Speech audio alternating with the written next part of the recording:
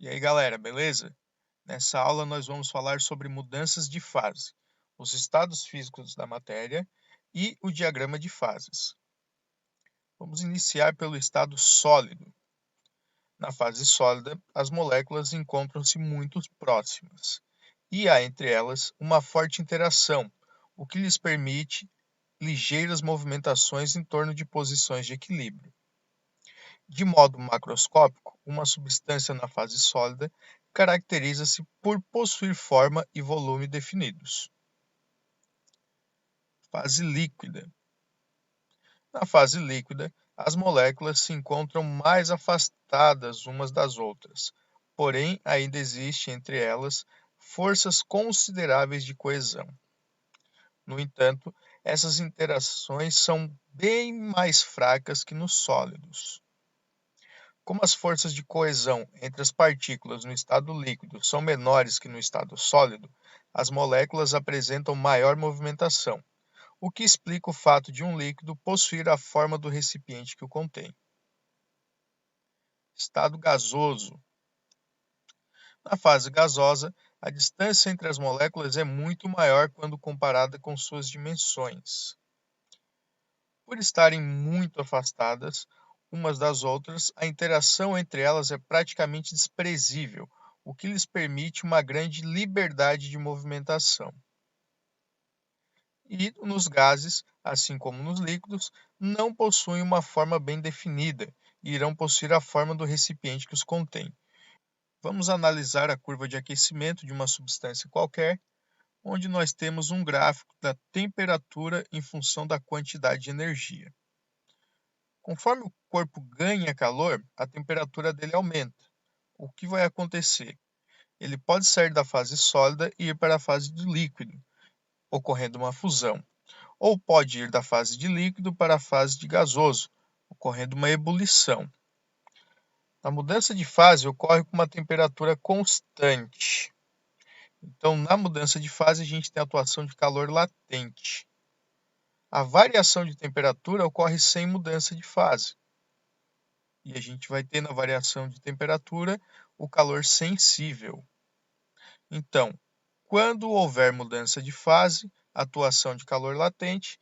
Quando houver mudança de temperatura sem mudança de fase, calor sensível.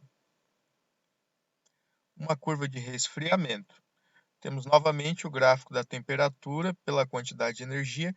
Eu coloquei a quantidade de energia em módulo, para ela ser considerada como um valor positivo. Mas, se o corpo está perdendo calor, a temperatura diminui. Então, nessa situação, o corpo está perdendo calor no resfriamento. Temos as três fases, o gasoso, o líquido e o sólido.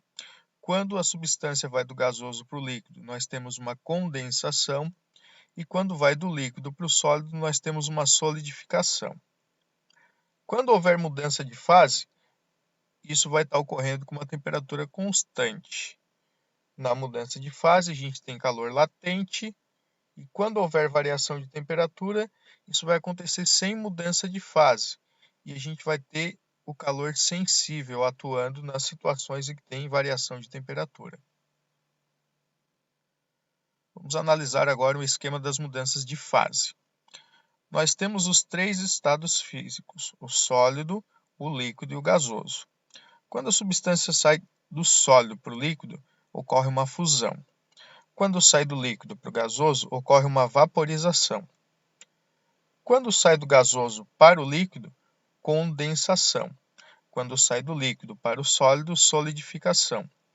Quando ele vai direto do sólido para o gasoso, é chamado de sublimação. E quando vai do gasoso direto para o sólido, é chamado de ressublimação. Nós temos aqui processos endotérmicos e processos exotérmicos.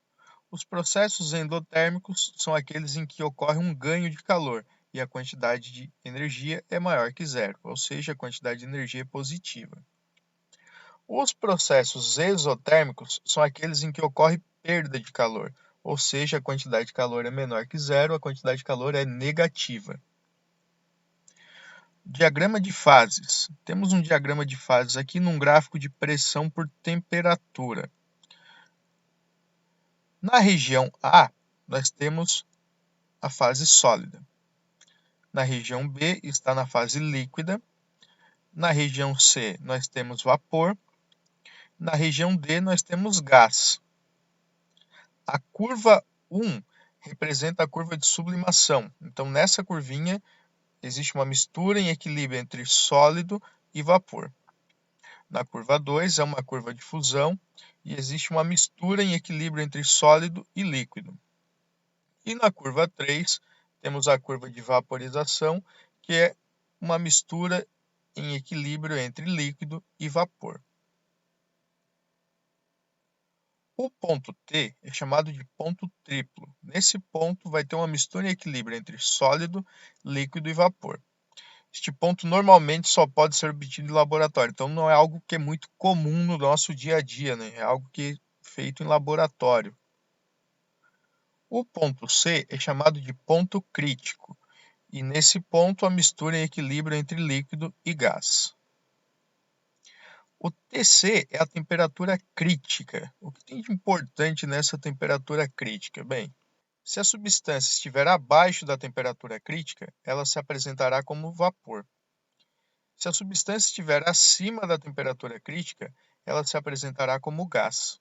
Bem, pessoal, é isso aí. Até mais. Bons estudos para vocês. Um abraço.